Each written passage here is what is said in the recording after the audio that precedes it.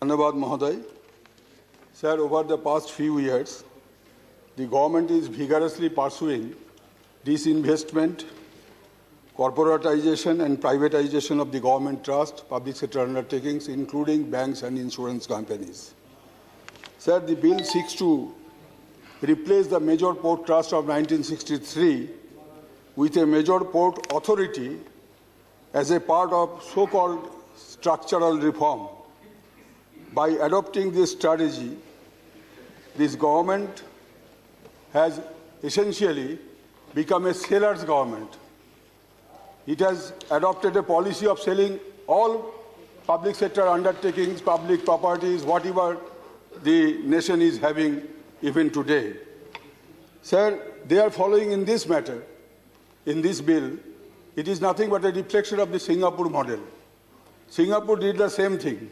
When there was hue and cry that there cannot be privatization of the ports, then they adopted a policy of corporatization, so-called corporatization.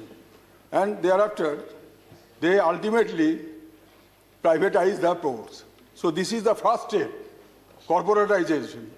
And next in the offing, that is privatization. So this is and this parliament has been taken as a ride. Although, as already mentioned by the Honourable Member of the Congress Party, Shakti Singh Ji, that there were certain recommendations of the Standing Committee.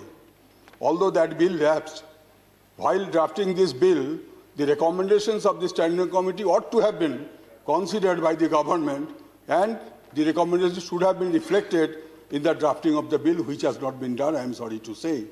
Rather, the interest of the state governments, where the ports are situated, that has also been compromised to the detriment to the interest of the state governments. How?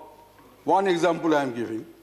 Sir, in India, thousands of acres of land were handed over by the concerned state governments for building these ports, and now the state government authorities shall have no say in the matter of any change in the land use or, for that matter, sale of land, because there are so many provisions.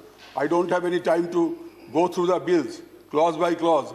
Otherwise, I would have established how the powers of the state government, the interest of the state governments have been compromised. The state government will have no say. Even any construction is made on those lands, any change, supermarket, mall, anything can be done because PPP model has come into effect through this bill. Again, that PPP. And what is that PPP? Bills has dealt with. I can show what has been done, but there is no time. Now, so the future change in land use and sale of such lands, the state government shall have no say.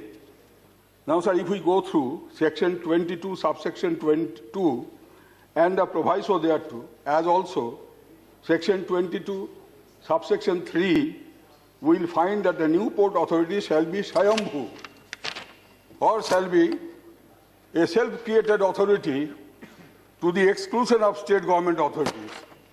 There is a Bengali proverb which is called, which says, Pore dhone poddari. So the land has been given to state governments like Gujarat, Bengal, Tamil Nadu, Odisha and other states.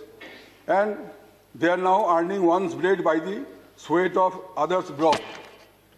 Why that land should not be given back to the state governments? Or if the land is sold out, then on pro rata basis, the share of the sale proceed must come to the kitty of the state governments. Sir, 2 minutes more. What was the recommendation of the Parliamentary Standing Committee? Just a few lines I would like to quote with your kind permission. Retaining section 111 of the original act in the new bill may be intentional to use it at the appropriate time by the government and may endanger the very interest of the major ports, particularly when the ongoing policy of privatization is aggressively pursued by the central government. The panel report of 2017, a few lines more, concluding lines. There are some clauses which give the impression that the proposed bill provides the government more teeth to allow private players in the port sector, which may in future take full control over the port activities. The committee recommends that the ministry in the first instance should remove the fears of the stakeholders on the issue of privatization of ports and ensure that the administrative, managerial and financial control of the port will remain with the port management. But here, sir, that PPP model will function. Lastly, what our Honourable Finance Minister has said, one line, our Honourable Finance Minister has said in her budget speech, at page 13 of our budget speech, paragraph 64, major ports will be moving from managing their operational service on their own to a model where a private partner will manage it for them. Therefore, sir, the apprehension of the Standing Committee is writ large in the budget speech of the Honourable Finance Minister. Therefore, on behalf of All India Trinamool Congress, I strongly oppose this bill. Thank you, Manya Sukhendra Sekhar Roy.